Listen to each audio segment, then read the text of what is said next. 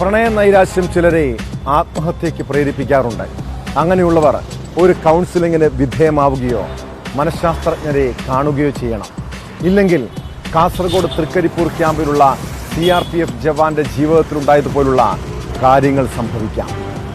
CRPF ജവാനായ UP സ്വദേശി രോഹിത് കഴിഞ്ഞ കുറച്ച് നാളുകളായി പ്രണയനൈരാശ്യത്തെ തുടർന്ന് മാനസിക സംഘർഷത്തിലായിരുന്നു. പിന്നീട് പലതവണ ആത്മഹത്യക്ക് ശ്രമിച്ചു. ഒടുവിൽ ജീവനൊടുക്കാനുള്ള ശ്രമത്തിനിടെ റെയിൽവേ ട്രാക്ക് പരിസരത്തു നിന്നും ഇയാളെ കണ്ടെത്തുകയായിരുന്നു.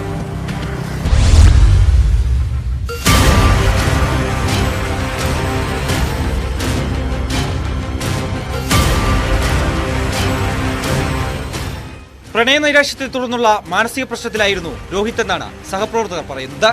ക്യാമ്പിൽ നിന്നും കൈഞ്ഞരമ്പ് മുറിഞ്ഞ നിലയിൽ കഴിഞ്ഞ ആഴ്ചയാണ് രോഹിത്തിനെ പരിയാരം മെഡിക്കൽ കോളേജ് ആശുപത്രിയിൽ പ്രവേശിപ്പിച്ചത്.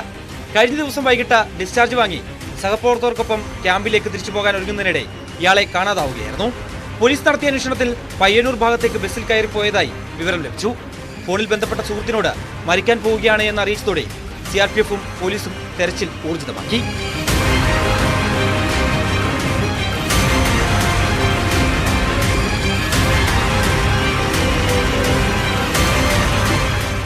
മൊബൈൽ ഫോൺ ട്രേസ് ചെയ്തതിൽ നിന്നും തൃക്കരിപ്പൂർ ഭാഗത്തെത്തിയതായി മനസ്സിലാക്കിയതോടെ ചന്തേര പോലീസും നാട്ടുകാരും തെരച്ചിലിൽ പങ്കാളികളായി. അതിനിടെ റെയിൽവേ ട്രാക്കിനോട് ചേർന്നുള്ള പല സ്ഥലങ്ങളിലും ഇയാളെ കണ്ടതായുള്ള വിവരവും ലഭിച്ചു. ഒടുവിൽ രാത്രി 12:30 ഉദിനൂരിൽ കണ്ടെത്തിയത്. രോഹിതിന് കൗൺസിലിംഗ് നൽകി അവധിയിൽ നാട്ടിലേക്ക് അയക്കുമെന്ന് അധികൃതർ വ്യക്തമാക്കി.